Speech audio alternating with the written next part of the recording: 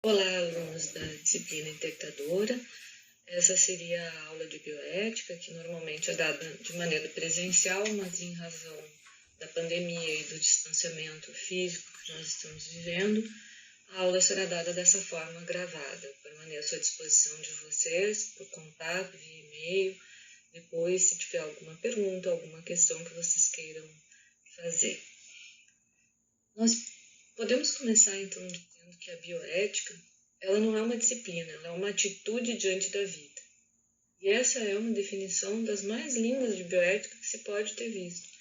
Foi dada pelo professor Joaquim Clotet, reitor da PUC durante muitos anos e uma das pessoas que trouxe a bioética aqui para o Rio Grande do Sul. O professor Clotet dizia, em 1993, cultura, liberdade, respeito e diálogo são valores que aperfeiçoam a quem os possui ou que se esforça por alcançá-los, quer na vida individual, quer na coletiva. E essa é a concepção de ética do professor Clotet, a realização ou o crescimento das pessoas ou sociedades por meio da aquisição, integração e partilha dos valores. Para o professor Clotet, a vida e a saúde são bens inestimáveis, cuja posse e distribuição determinam o grau de desenvolvimento e qualidade de uma sociedade e da eficiência de um governo. Vocês vejam a atualidade dessa definição de bioética do professor Clotet nesse artigo que abre uma publicação do Conselho Federal de Medicina, que é a revista Bioética, que teve seu volume número 1, sua edição número 1 em 1993, esse artigo faz parte dessa revista. Então, a bioética vista dessa forma, a gente também pode perceber nas palavras de Fritz Jaar, que é, até onde se tem notícia, uma das primeiras pessoas, um dos primeiros autores que citou a bioética como uma emergência de obrigações éticas, não apenas para com o homem, mas também para com todos os seres vivos. Isso é muito importante. Muitas vezes a gente vê a bioética somente naquele quadro vinculado ao hospital, à saúde, à atenção em saúde, às discussões mais voltadas para as decisões individuais dos seres vivos que envolvem a sua atenção em saúde, mas a bioética tem um papel bastante amplo também nas questões sociais, de meio ambiente, e ao longo dessa aula a gente vai conversar um pouquinho sobre isso. Fritz Jaar, então, colocava a bioética como uma exigência. Respeita cada ser vivo em princípio como uma finalidade em si e trata-o como tal na medida do possível. Bem na lógica, né, como da própria lógica kantiana, né, dos princípios, dos deveres éticos como uma obrigação. Mas a bioética fica mesmo conhecida na década de 70 com a proposta do professor Van Hesselen Potter, que em 1971 escreve um livro. Em 70 ele já tinha um artigo falando na bioética como a ciência da sobrevivência, e em 71 ele publica um livro chamado Bioética, uma ponte para o futuro. E lá o professor Potter propõe que a humanidade necessitava naquela época urgentemente de uma nova sabedoria que fornecesse o conhecimento de como usar o conhecimento. Isso para que a sobrevivência humana, né, tivesse também um melhoramento na qualidade de vida. Por que ele, nessa época, propõe essas questões todas de ética envolvendo a sobrevivência humana? É uma época que, se vocês forem ver historicamente, era um florescimento muito grande da tecnologia. Justamente na área da saúde estava se impondo muitas descobertas, muitos avanços que traziam em si também discussões éticas, tal como o início e fim de vida. É a época em que se começa a discutir reprodução assistida, é a época também em que os transplantes então estão em voga, então precisa se definir também questões de fim de vida. Então, esse afloramento todo tecnológico trouxe muitas discussões e precisava-se naquela época de alguma reflexão ética para esse meio da saúde, do ambiente, mas o Potter vai além. E ele fala, então, que esse conhecimento de como usar o conhecimento para o bem social poderia ser chamado de ciência da sobrevivência. Para ele, a ciência da sobrevivência deveria ser construída sobre a ciência da biologia, mas também ampliada para além desses limites tradicionais e deveria ser incluído elementos os mais essenciais das ciências sociais e das humanidades. Por isso que ele coloca a bioética como uma ponte entre a ciência e as humanidades. E ele diz que essa ciência da sobrevivência deve ser muito mais do que a ciência apenas, e, portanto, ele sugere o termo bioética, a fim de enfatizar os dois componentes mais importantes na obtenção dessa nova sabedoria que, na opinião dele, era tão desesperadamente necessário: conhecimento biológico e valores humanos. Então, alguns autores propõem a bioética nessa lógica do Potter, do Fritziar, como do próprio professor Clotet, uma bioética voltada para as questões sociais, uma ética plural, uma ética laica, diferentes racionalidades, pluralidade de vias, uma atitude intercultural, ou seja, a valorização de todas as culturas e o diálogo entre elas, e a ética vista como acordos de organização social. Existem éticas e existem bioéticas também. A gente não se refere a uma só bioética, porque ao longo da construção da bioética a gente vai ver as suas várias aplicações, os seus vários referenciais, como ela se constrói de uma maneira plural. E uma das definições mais bonitas de ética também que eu conheço vem, casualmente, também de um professor da PUC aqui do Rio Grande do Sul, o professor Ricardo Tim de Souza, que refere a ética como o estabelecimento concreto e a manutenção constante de relações com a alteridade, ou seja, o outro, que promovam e protejam o ser humano em sua dignidade, a vida geral e o ambiente. Então, nessa definição, tudo está dito, né? Está contemplado o ser humano, está contemplado a vida geral e o ambiente. Então, a bioética, essa é a ideia de passar para vocês uma bioética que vai além das questões só de definir início e fim de vida, coloca ou não coloca no respirador, aceita ou não aceita o tratamento, faz transfusão de sangue ou não faz transfusão de sangue em relação às suas questões religiosas. A bioética ela vai bastante mais além do que as questões de saúde em si. Vou deixar um minutinho para que vocês olhem para essa imagem e imaginem o que vem à cabeça de vocês numa primeira visão.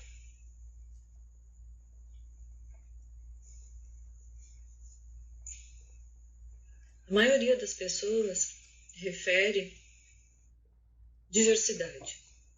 Refere a diversidade como diversidade cultural vista em todas essas imagens de todas essas pessoas, diversidade religiosa, diversidade de gênero, étnica, de crenças. Nem sempre as pessoas podem ter religiões ou podem ter crenças, podem ter espiritualidade, não necessariamente vinculada a uma confissão religiosa, a diversidade econômica, a diversidade ideológica, e todas elas afetam a saúde. Muitas vezes, se a gente for prestar atenção na nossa sociedade em que nós vivemos, como ela é formatada, vamos dizer assim, para um certo padrão, como se todas as pessoas tivessem o mesmo nível econômico, como se todas as pessoas fossem de uma mesma religião, tivessem uma mesma cor de pele, mas não, né? O mesmo gênero, enfim. Nós vivemos em uma sociedade plural, felizmente, em uma sociedade plural e diversa, né? Onde a riqueza é constituída justamente por essa diversidade. O que é importante aqui? Que a diversidade exista, mas que exista respeito por essa diversidade também. E uma das funções da bioética, uma das ideias básicas de bioética é justamente que se respeite essa diversidade, que respeite as opções das pessoas, que respeitem as suas afiliações sem nenhuma discriminação. E por que isso tudo tem a ver com a saúde?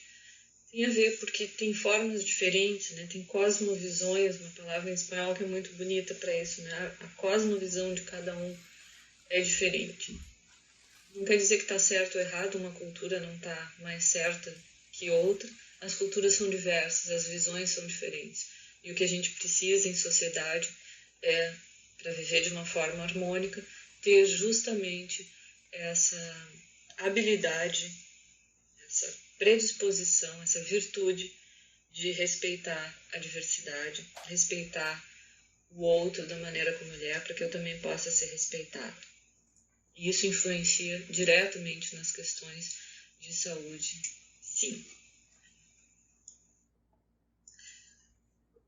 Uma outra visão bastante importante relacionada a essa figura anterior, né, de toda essa diversidade, é a proposta do professor Sérgio Pena, que é um professor da Universidade Federal de Minas Gerais, um geneticista de suma importância nacional, que tem estudos muito interessantes sobre a diversidade étnica da população brasileira, e ele propõe que os rótulos utilizados para distinguir raças não têm nenhum significado biológico.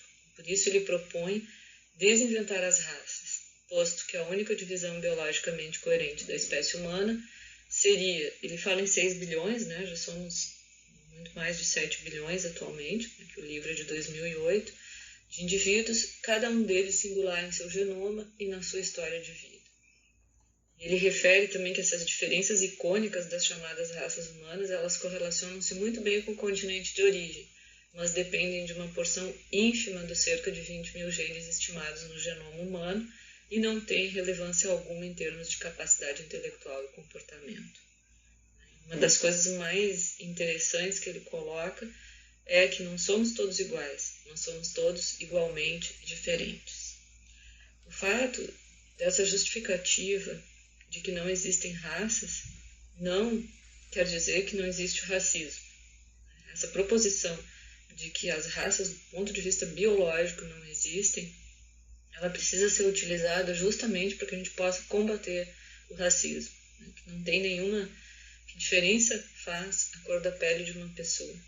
Porque nós estamos vivendo em tempos em que cada vez mais se tem visto na televisão, nas mídias de uma forma geral, essa proposição de combate a algo tão antigo, tão perverso, quanto a discriminação de uma pessoa em razão de sua cor da pele. Que diferença faz a cor da pele de uma pessoa? Não somos todos iguais? Não somos, mas somos todos igualmente diferentes. Então o respeito deve ser o mesmo. A diversidade existe, as cores são diferentes, ainda bem que são, mas o respeito tem que ser igualmente para todos.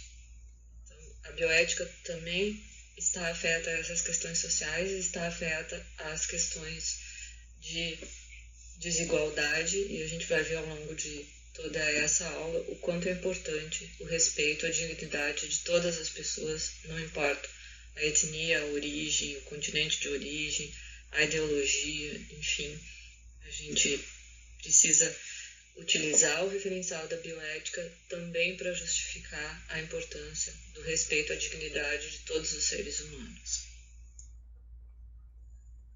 A bioética, então, pode-se dizer que ela é focada no indivíduo e na autonomia do indivíduo, nessas escolhas individuais, quando estamos falando da bioética aplicada à saúde, nas decisões clínicas, nas decisões de fazer ou não fazer um determinado procedimento. Ela é uma parte da bioética, mas a bioética também ela pode ser considerada desde um aspecto social, quando se está pensando nos interesses coletivos. Então, envolve a diversidade, a realidade social, política, econômica, as questões de cidadania, as questões de ambiente. Muitas vezes as pessoas esquecem que, ao não se ter um ambiente saudável, nós também não vamos conseguir ter uma saúde preservada. A gente precisa também olhar para a saúde do ambiente para poder valorizar as questões individuais e as questões de saúde. O que a realidade social, política e econômica tem a ver com a bioética, nós vamos ver ao longo dessa aula, sobretudo mais adiante, como é importante vincular essas realidades, essas situações às questões de saúde. Pobreza, fome, miséria, não vou conseguir nunca que uma população que não tenha acesso à água potável, por exemplo, consiga ter bons índices de saúde. Então, uma coisa está vinculada à outra, sim, está vinculada à outra. E a bioética, num caminho mais amplo, numa perspectiva mais ampla, também está afeta a estas questões. A bioética possui vários desafios. Mudança climática é um deles, destruição ambiental, relações internacionais, pobreza, migração, avanços tecnológicos, genômica, proteômica, inteligência artificial, big data. Esses são somente alguns dos pontos em que a bioética pode se relacionar e estudar e aportar, né, sobretudo dentro dessa lógica de bioética social. E agora nós nos enfrentamos com um novo desafio, que são os das pandemias, né, vivendo em um momento tão importante como esse, em que muitos dos preceitos éticos são trazidos à discussão para o enfrentamento dessa pandemia. Eu convido vocês a consultar a página da Rede Bioética Unesco, a Latino-Americana e do Caribe de Bioética da Unesco, e lá vocês encontrarão a Declaração Universal sobre Bioética e Direitos Humanos. Essa declaração é extremamente importante, ela apresenta uma visão humanitária, né, como toda a lógica da Unesco, e propõe, já no seu primeiro artigo, que a presente declaração trata das questões de ética suscitadas pela medicina, pelas ciências da vida e pelas tecnologias que lhe estão associadas, aplicadas aos seres humanos, tendo em conta suas dimensões social, jurídica e ambiental. Ela é dirigida aos Estados, mas também permite, na medida apropriada e pertinente, orientar decisões ou práticas de indivíduos, de grupos, comunidades, instituições e empresas, sejam elas públicas ou privadas. Então, convido vocês a entrarem na página da rede e buscarem todas as informações que tem lá. Tem uma revista também sobre bioética publicada semestralmente, são 2 números por ano, e com alguns aportes muito interessantes de uma bioética mais voltada para a América Latina, porque muitas vezes também nós importamos muito a bioética de origem norte-americana ou europeia, cuja aplicabilidade tem as suas particularidades para os países onde ela surge.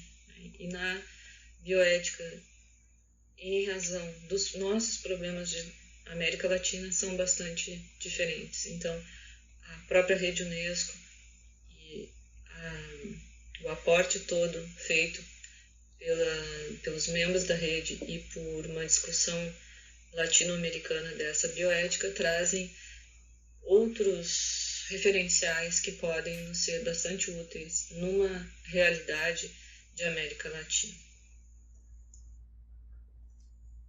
Qual o papel da bioética, então, na atenção em saúde? Ela pode ser entendida como um mediador de conflitos. Ela propõe a defesa dos interesses comuns da sociedade em relação aos interesses privados. Ela é também capaz de fundamentar as políticas de convivência, de cidadania e de direitos humanos, que são requeridas justamente pela interculturalidade. Quando a gente fala de interculturalidade aqui, é sempre nessa lógica do diálogo entre culturas. Muitas vezes a gente fala em multicultural. O radical multi sempre sugere um grupo multiprofissional, por exemplo. É um grupo onde tem vários profissionais trabalhando juntos. Um grupo interprofissional ou um país intercultural seria sempre onde o inter propõe o diálogo. Então, um grupo interdisciplinar são vários profissionais trabalhando juntos, mas que dialogam entre si. E isso parece só uma diferença semântica, mas faz muita diferença na prática também. E o papel da bioética é também estimular o respeito pelas distintas cosmovisões. E a bioética clínica, então, a que vocês mais vão se deparar diretamente na prática profissional dentro de uma instituição de saúde. Ela busca identificar, analisar e indicar possíveis soluções para os conflitos morais que surgem no atendimento à saúde. Por que possíveis soluções? Porque a bioética não é uma receita de bolo. Nem sempre eu vou conseguir aplicar uma discussão de caso e chegar a um consenso da mesma maneira em duas situações diferentes, por exemplo. Sempre cada caso é um caso, o que não significa que eu não vou ter coerência na abordagem desses casos, não vou usar um referencial teórico, vários referenciais teóricos para abordar aquele caso, mas é importante sempre em bioética que se analise os fatos e as circunstâncias. Então, por exemplo, eu posso ter visto já nas consultorias de bioética centenas de casos em que o conflito moral existente era um paciente que não desejava receber sangue, transfusão de sangue, durante um procedimento, uma cirurgia, por exemplo, caso necessitasse, em razão do seu preceito religioso, sobretudo Testemunhas de Jeová, uma confissão religiosa que não aceita receber sangue de outras pessoas ou o sangue que saiu do corpo. Por isso também não é possível estocar o sangue previamente a uma cirurgia eletiva, por exemplo. Os fatos se repetem, mas as circunstâncias sempre são particulares a cada caso. Então, eu posso ter assistido a várias consultorias que envolvessem esse conflito, mas cada paciente é um paciente, tem uma história, tem a sua família, tem os seus desejos, as suas preocupações, e sempre deve ser visto caso a caso nesse sentido. Os fatos se repetem, mas as circunstâncias sempre são particulares àquele paciente naquele momento em que está na nossa frente com esse determinado conflito. Alguns dos assuntos principais, então, dentro da bioética clínica seriam a caracterização do status moral do ser humano, a utilização de terapias reprodutivas e o aborto, que todas elas estão bastante vinculadas. Infelizmente, esse tipo de aula impede o diálogo, então seria interessante se a gente pudesse parar agora e discutir e ver algumas questões importantes, de como a bioética pode aportar nesse sentido para uma discussão de status moral do ser humano, de terapias reprodutivas, o que é permitido, o que é moralmente aceito, o que não é moralmente aceito, quais são as razões, por exemplo, científicas de não ser possível em alguns países realizar o aborto, de como é possível, quando não é possível. Então são discussões que a gente poderia fazer de uma forma mais presencial, mas que com uma aula dessa forma fica um pouco mais complexo, mas é importante que vocês saibam que a bioética se dedica a discutir todas essas questões. Terapia celular, por exemplo, até que ponto nós podemos modificar geneticamente uma determinada situação. É possível utilizar a terapia celular para correções que vão resultar em benefício para questões de saúde, mas é possível utilizar, por exemplo, recursos genéticos para escolher cor de olhos do bebê. Até onde nós podemos ir? É possível que a gente discuta também questões de relação profissional-paciente em razão dessas questões bioéticas dos conflitos que surgem. Nós vimos ao longo dos últimos anos uma modificação muito grande da relação profissional-paciente, sobretudo em função de todos esses meios de acesso. A internet revolucionou o acesso ao conhecimento nos dias de hoje, é muito diferente do que era há 20, 30 anos atrás.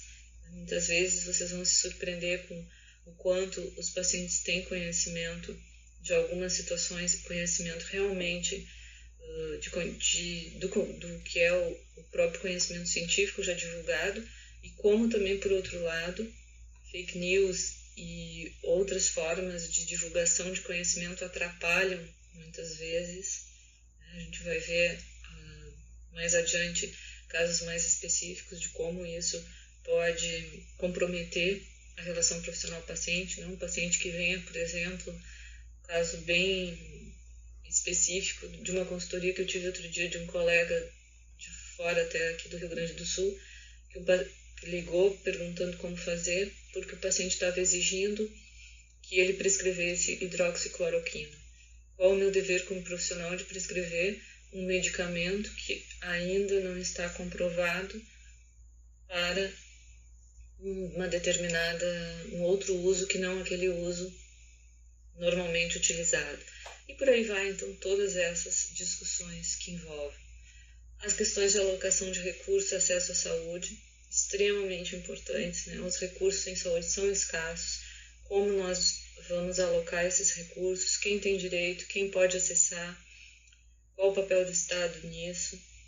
Os modelos econômicos interferem nas questões de saúde em relação ao acesso, como nós montamos a nossa sociedade em razão de uma proposta ou outra e como isso afeta a saúde. Transfusão de sangue em grupos específicos já comentei, manejo de pacientes terminais, critérios de morte, isso também é muito importante, uma discussão bioética de dia a dia, de CTI, de UTI, em que muitas vezes é importante que os profissionais estejam tranquilos e bem calçados, vamos dizer assim, com bastante informação sobre o que é permitido, o que não é permitido legalmente, mas também preservando os desejos, as vontades expressas por aquele paciente. O que eu quero dizer com isso? Muitas vezes a gente vê os familiares dizendo: doutora, quero que faça tudo. E se quero que faça tudo é uma palavra é uma expressão tão vaga nesse momento, porque muitas vezes, quando já não tem mais nenhuma alternativa terapêutica para o paciente, o fazer tudo é manter as medidas de conforto, manter a hidratação, mas já não vai ter nenhum medicamento, nenhuma cura para aquela situação da pessoa enferma, né, do seu familiar. Então, esse fazer tudo não significa fazer medidas fúteis, por exemplo. A gente precisa cuidar para que essa ambiguidade, essa abrangência de uma expressão não leve a equipe de saúde a provocar ainda mais sofrimento no paciente, muitas vezes, estendendo um período em que, quando a natureza está dizendo que chegou ao fim a vida daquela pessoa. E aí entram também as questões de transplante de órgãos, também há recursos escassos, também tem que se fazer decisões muitas vezes. As questões de doação dirigida ou não dirigida, né? No Brasil, em nenhum país que eu conheça é permitido doação dirigida, mas existem vários casos na literatura em que houve situações de violação de fila. Então, a gente precisa estar bastante atento a todas essas questões que envolvem a complexidade do atendimento em saúde, assim como nas questões de fim de vida, eutanásia, suicídio assistido, e todas essas oportunidades que se tem de interferir no curso natural de uma doença, enquanto nós estamos falando em tratamento, mas quando chega o momento em que decisões precisam ser tomadas em relação ao fim de vida de uma pessoa. É o direito a morrer dignamente quando já não existe mais nenhuma alternativa terapêutica. Esses também são assuntos muito delicados, que o ideal seria a gente estar presencial, podendo dialogar sobre isso, mas em razão dessa nossa limitação, ficam as manchetes e a gente pode, em algum outro momento, se vocês desejarem, tiverem perguntas específicas, a gente pode atender pontualmente e fazer algum outro tipo de discussão, seja via Google Meet ou quando a situação presencial voltar. Seguindo nas questões da abrangência da bioética, ela busca também identificar, analisar e indicar possíveis soluções para conflitos morais que surgem no atendimento à saúde, envolvendo outras situações que não aquelas clínicas, como a gente viu no slide anterior. Então, doenças negligenciadas, né, normalmente são aquelas doenças de países pobres. Doenças negligenciadas são as que não rendem, não têm o interesse da indústria farmacêutica, um interesse governamental em atender a essas doenças que não vão render grandes lucros para as indústrias farmacêuticas. São normalmente, né, elas casualmente, as doenças que são negligenciadas, se a gente for ver geograficamente, normalmente elas ficam na África subsaariana e nós temos doenças negligenciadas também aqui no Brasil durante muito tempo. E também tem uma questão bastante interessante, que é quando as indústrias se voltam o interesse para algumas doenças que eram negligenciadas, quando percebem a oportunidade de então lucrar com uma doença que não teria algum tratamento específico, mas quando surge a possibilidade de haver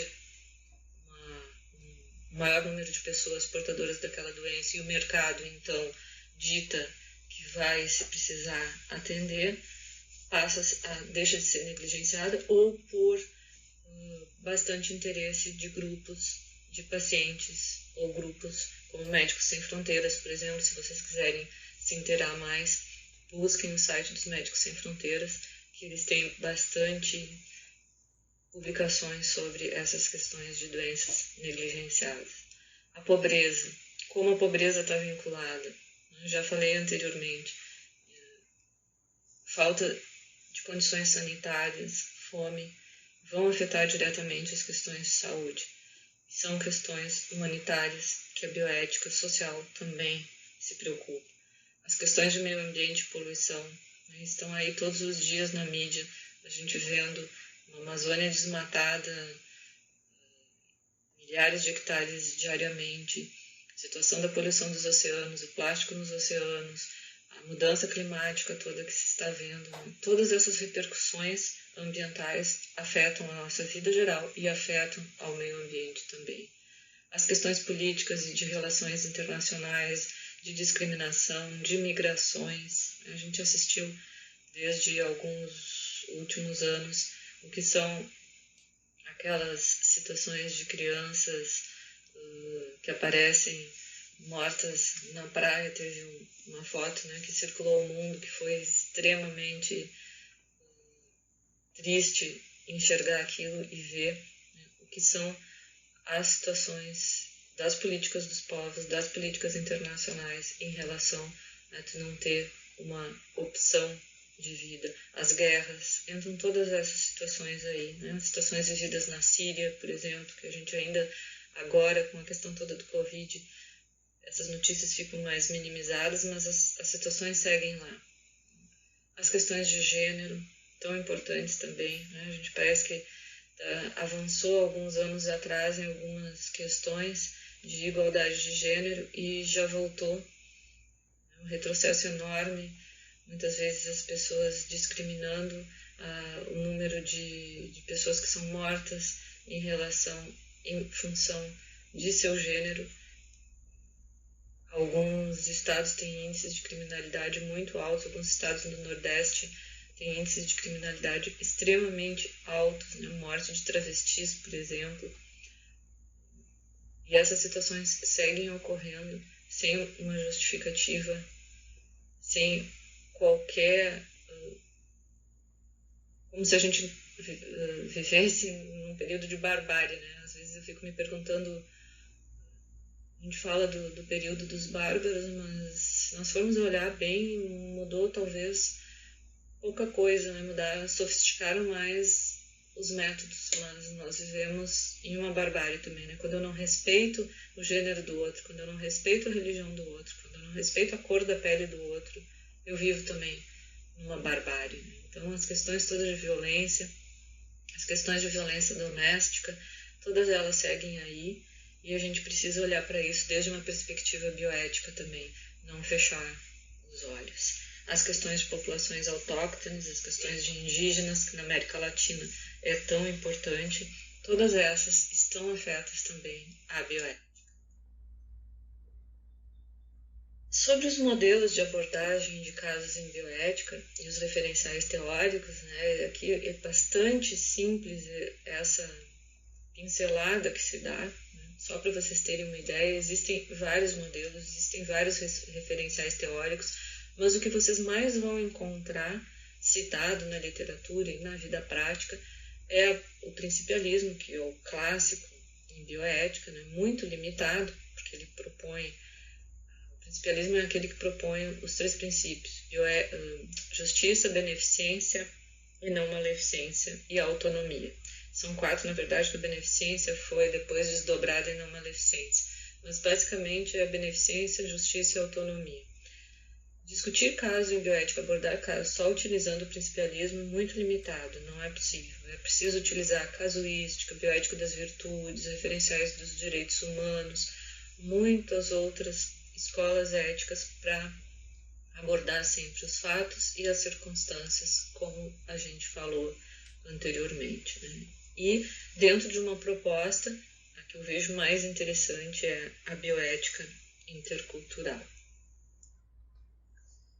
Entrando um pouquinho agora no tema da atualidade, pensei em conversar com vocês um pouco sobre essas questões de bioética voltadas para a pandemia Covid-19. Então, o novo coronavírus trouxe muitos desafios e a gente pode se perguntar que elementos a bioética poderia aportar nessa discussão sobre a pandemia do coronavírus. Quais os referenciais teóricos que são aplicados na reflexão bioética sobre esse tema? Como a discussão dos aspectos éticos pode auxiliar na tomada de decisões, tanto no âmbito individual quanto coletivo? Porque uma pandemia exige essas 2 abordagens. Eu vou ter a decisão individual, um paciente que entra em cuidados paliativos, por exemplo, em função de ter contraído o vírus, ter desenvolvido uma infecção, está grave numa CTI e chega num ponto em que não existe mais nada para fazer do ponto de vista curativo, ou tem também as questões coletivas que a gente precisa discutir em relação a uma pandemia. Quais os direitos e os deveres de cada cidadão envolvidos nessa discussão sobre comportamento social, por exemplo, pensando na prevenção e no controle da pandemia?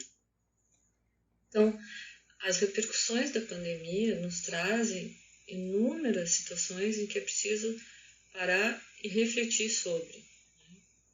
A primeira delas, desde o ponto de vista bioético, é que a pandemia trouxe, escancarou, expôs muitas desigualdades. Eu me pergunto se nós estamos no mesmo barco, como algumas pessoas dizem, ou nós estamos no mesmo mar. Será que nós estamos no mesmo barco? Nós e as pessoas que estão, por exemplo, com dificuldades de moradia, que não têm água para lavar as mãos, numa favela, por exemplo, estamos no mesmo barco ou estamos no mesmo mar? Tem também uma pandemia de desinformação, né? São muitas informações desencontradas. O início da pandemia, sobretudo, foi muito angustiante, ansiogênico, porque as informações eram desencontradas. E isso está bastante demonstrado já. A gente tem que aprender com quem já passou, né? Infelizmente, parece que nós não aprendemos do ponto de vista de Brasil, o que nós estamos vivendo. Parece que não olhamos suficientemente para os países que já passaram por ela, pela grave crise da pandemia, e o que fizeram para sair da crise. E há uma insegurança, uma desconfiança, um descrédito muito grande. Isso gera uma ansiedade enorme. Escrachou vulnerabilidades, fragilidades e inequidades também. Essa pandemia mostra o quanto é importante que a saúde seja vista de uma forma mais abrangente e dentro de perspectivas de acesso mais universais do que o que a gente tem, pensando numa forma geral, né? Agora não pensando só em Brasil, pensando em todo o mundo, porque é uma pandemia que afetou o mundo todo. E são várias pandemias, na verdade, né? Nós temos, não é uma única pandemia, é a pandemia associada às condições de cada local. Nós temos direitos individuais, né? Muitas pessoas que advogam que eu tenho direito à liberdade, o direito de ir e vir, eu não posso ser tolhido de meu direito, mas como fica esse direito individual, a liberdade de ir e vir, versus ao direito coletivo, a corresponsabilidade, né? No ponto de vista de coletividade, a única maneira de prevenir uma pandemia como essa é utilizando realmente da corresponsabilidade e da solidariedade entre todos. Eu não utilizo a máscara só para me proteger, eu utilizo a máscara para proteger a mim e a proteger o outro também. Então, todas essas questões envolvem uma reflexão bioética. E que princípios éticos estão envolvidos? O princípio da dignidade humana, um respeito pela pessoa. Toda pessoa, ao ser um ser humano, ele é digno de respeito. O princípio da necessidade, o princípio da precaução, não sair utilizando, tomar, como foi que o presidente dos Estados Unidos sugeriu que utilizassem alguma coisa próximo a desinfetantes sanitários. Tem pessoas que tomaram alguma coisa parecida com clorofina na prevenção. Imaginem vocês, né?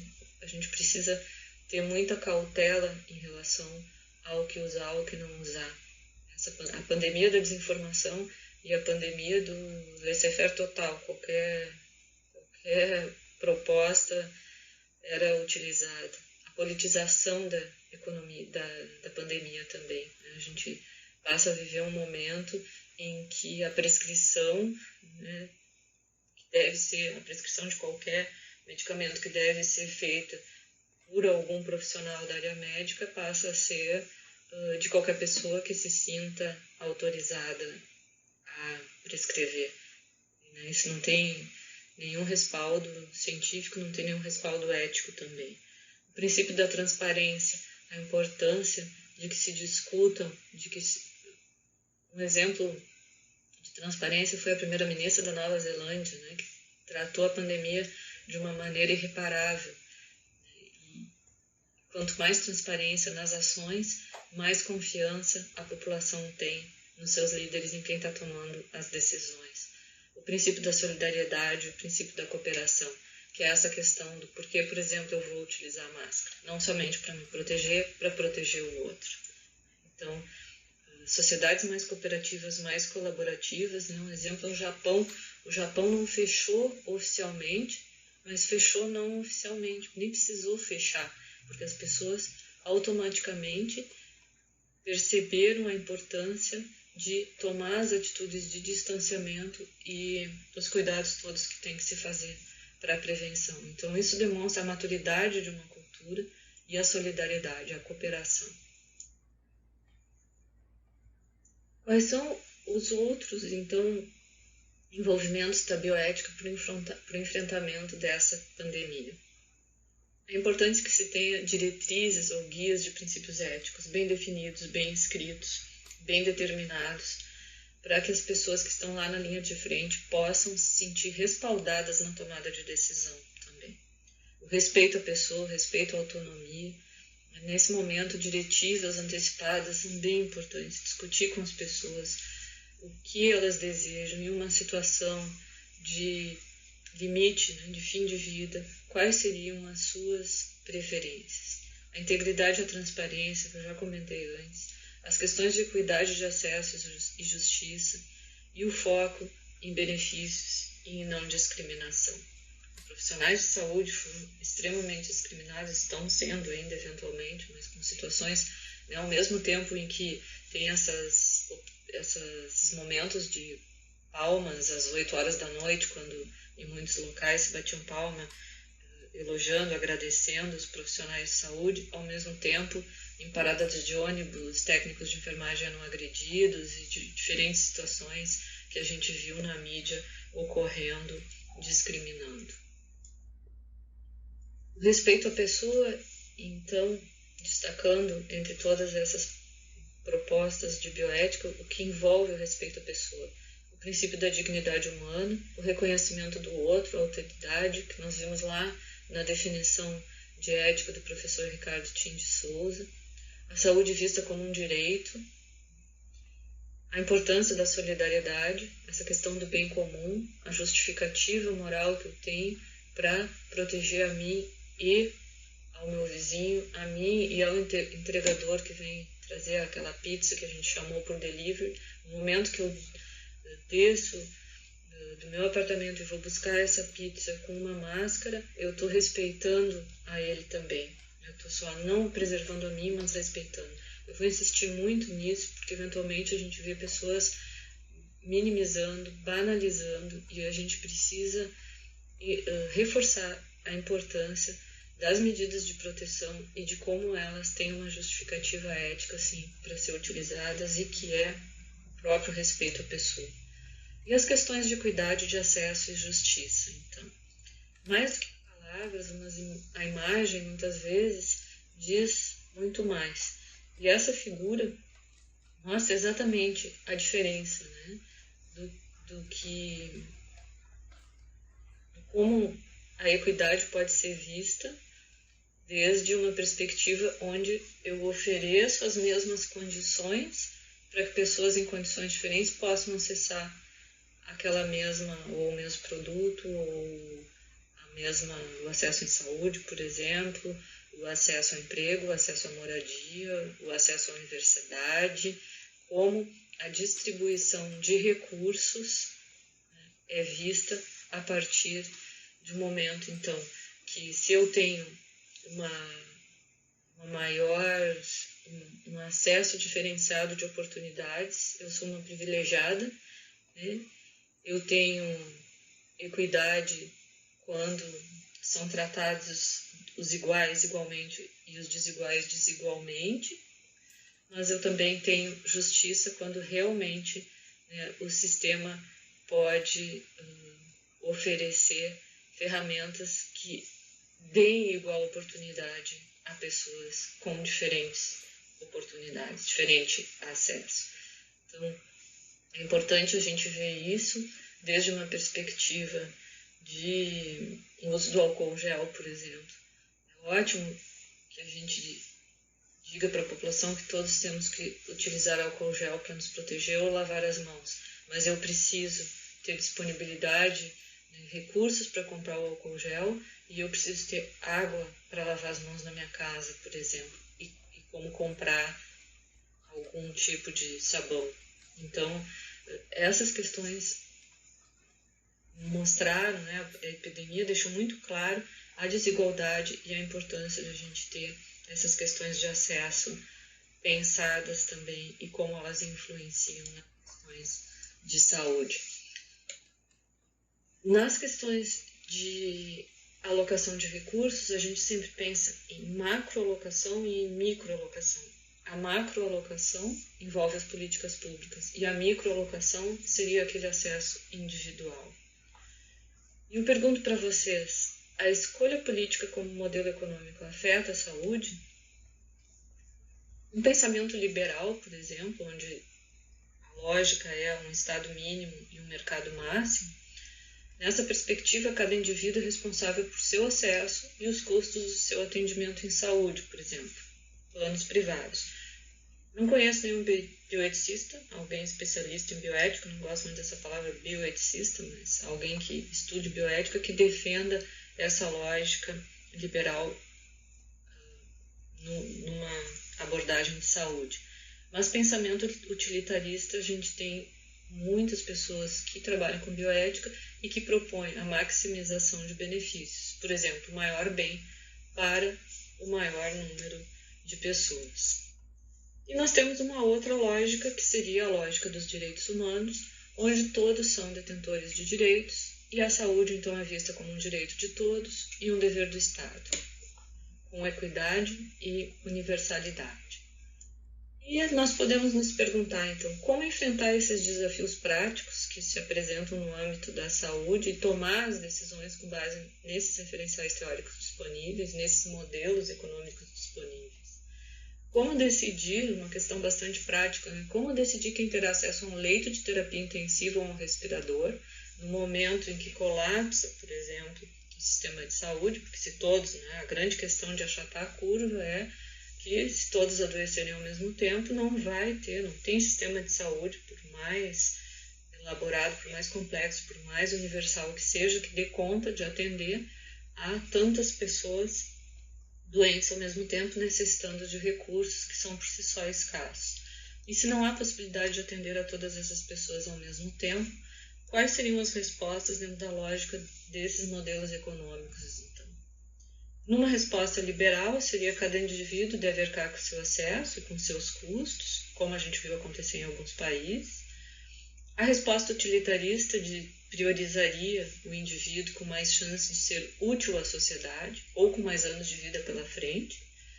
E a resposta baseada nos direitos humanos diria que todos têm direitos e devem receber os cuidados necessários, que é o que a gente mais tem visto. A resposta utilitarista, vocês devem ter escutado falar toda a polêmica que deu na Itália a partir de um documento da Sociedade dos Intensivistas que propôs utilizar o critério de idade como ponto de corte para uma situação de não ter respirador para todo mundo.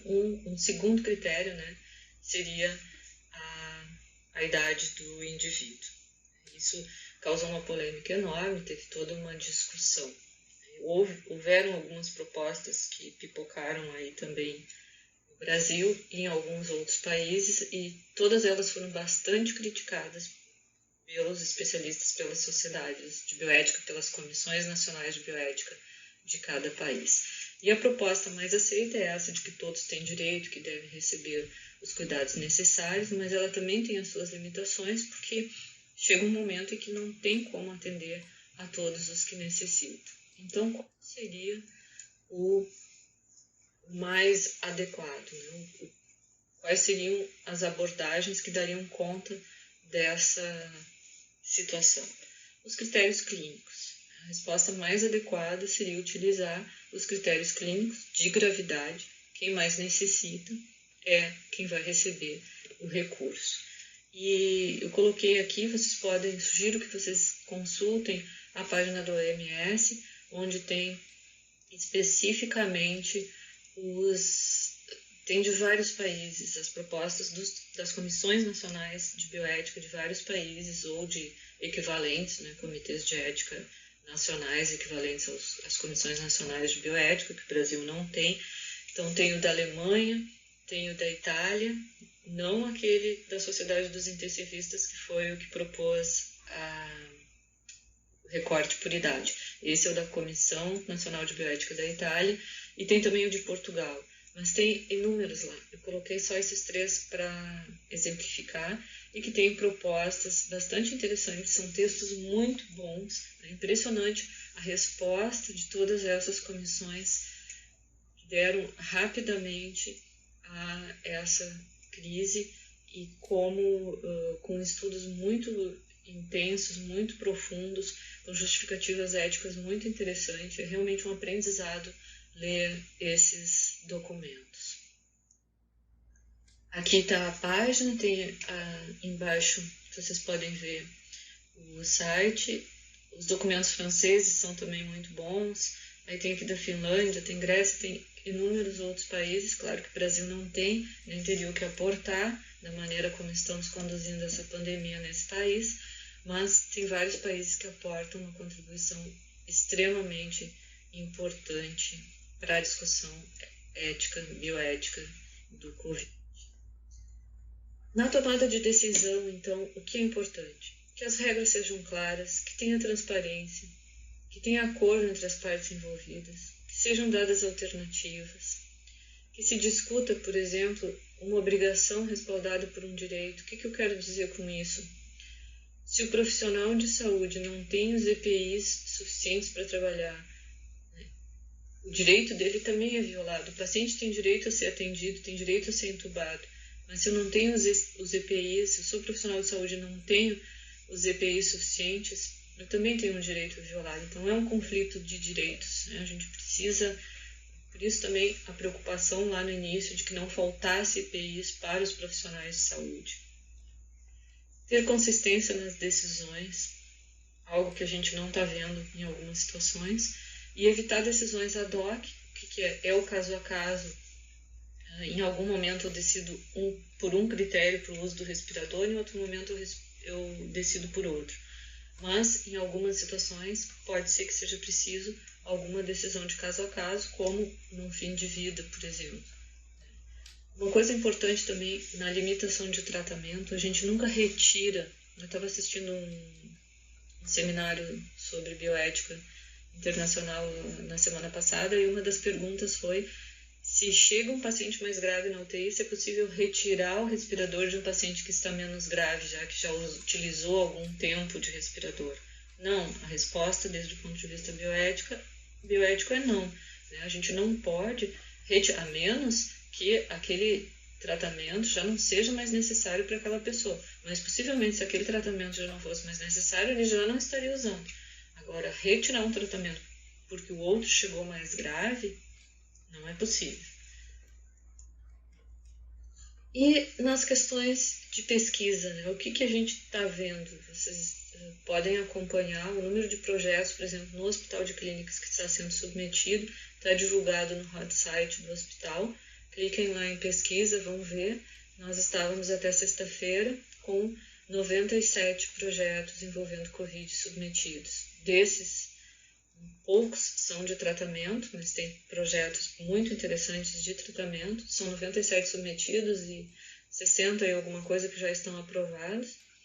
E nos trazendo bastante desafios também do ponto de vista de comitê de ética em pesquisa, de as definições que precisam ser feitas, como esses projetos vão ser realizados, até onde a gente pode flexibilizar alguma norma ética, por exemplo, para atender à necessidade e à rapidez. E a Comissão Nacional de Ética em Pesquisa, a CONEP, do Brasil, respondeu rapidamente, fez várias análises em tempo recorde para colocar os projetos em execução, os projetos que eram submetidos a eles. Como colocar de maneira justa, então, alocar de maneira justa os pacientes aos tratamentos que estão sendo oferecidos a partir da pesquisa clínica, como fazer a seleção desses pacientes, como obter o consentimento, porque todo o participante de pesquisa deve consentir com a participação e deve assinar um documento dizendo que ele consente após todo o processo de consentimento. A Comissão Nacional também flexibilizou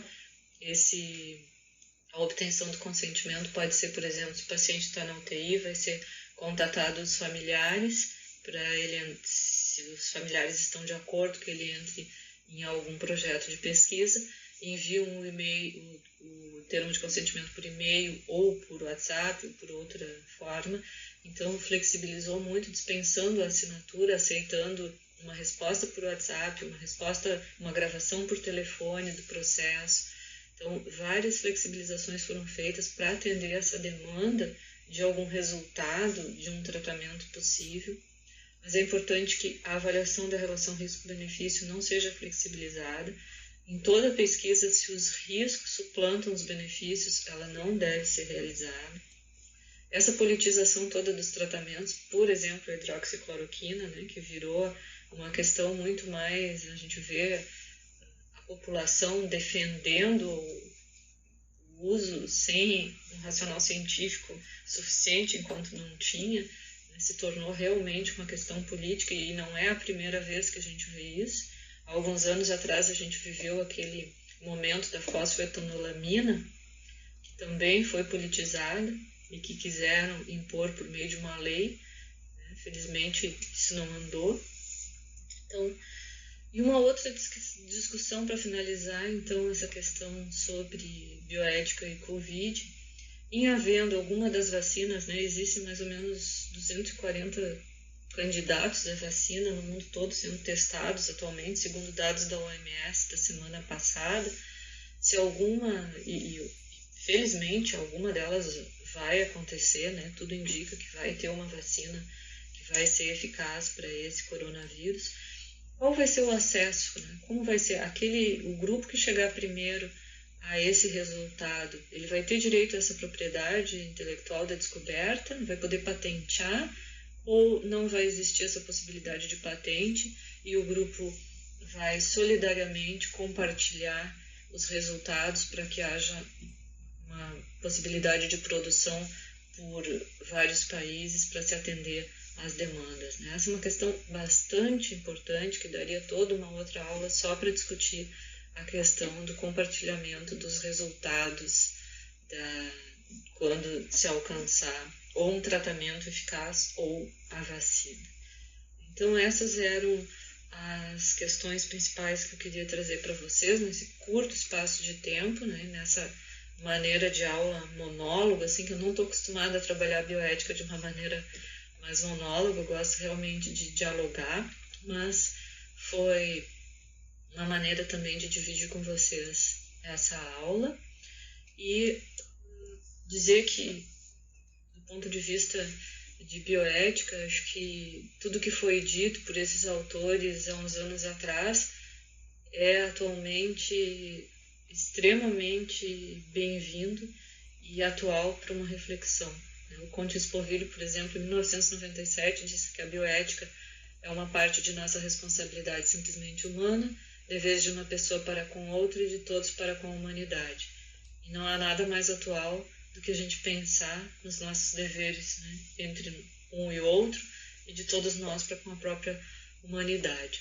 E eu acrescentaria também para com o nosso planeta, né, porque não só com a humanidade nós precisamos nos preocupar para ter uma vida digna, uma vida realmente pensando em saúde. Eu deixo aqui então, meu muito obrigada pela atenção de vocês, o e-mail. Se desejarem entrar em contato, por favor, fiquem à vontade. Eu fico à disposição de vocês para o que for preciso. Um grande abraço para todos, se cuidem, fiquem em casa se puderem e utilizem máscara se saírem. Um grande abraço.